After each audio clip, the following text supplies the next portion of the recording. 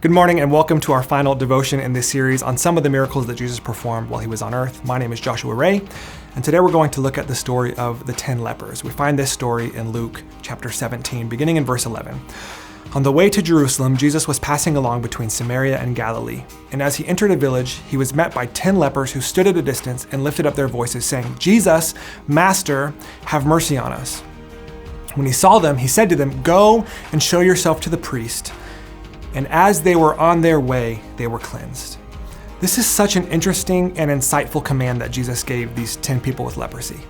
It's interesting because, like the lady we spoke about last week with the issue of blood, these 10 are unclean and are commanded to be kept in isolation because anyone that they come into contact with would also become unclean and run the risk of getting leprosy. So going to the priest with leprosy is certainly a risky move.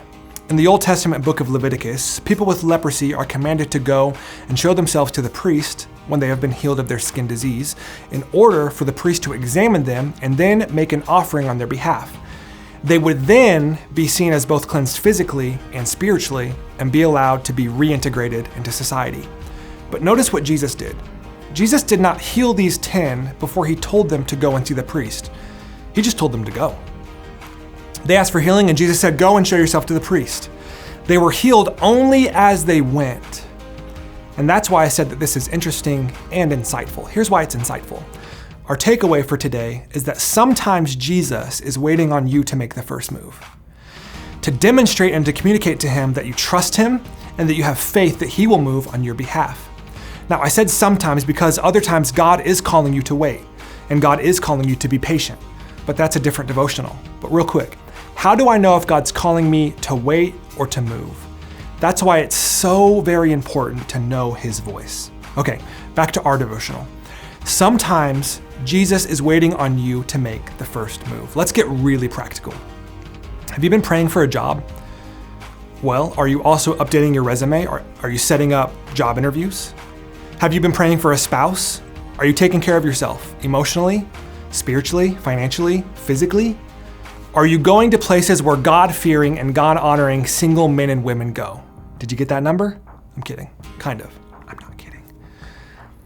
Scripture says that a man who finds a wife finds a good thing. It's not often that I find something I'm missing without looking for it.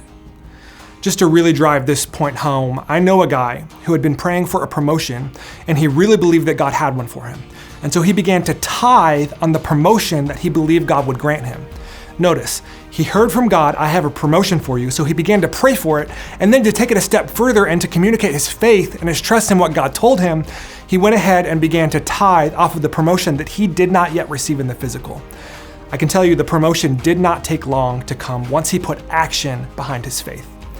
Listen, I'm not talking about the prosperity gospel or the lie that God only helps those that help themselves. What I'm talking about is putting some action behind your faith. Take a step in what it is you feel God has for you and watch what he does. For these lepers, it was the difference between having a skin disease and being healed and reintegrated into society. That's all I have for you. Thank you so much for joining me in this series. I've enjoyed being with you. Join us next week as we begin a new series. Peace out. Love you. Mean it.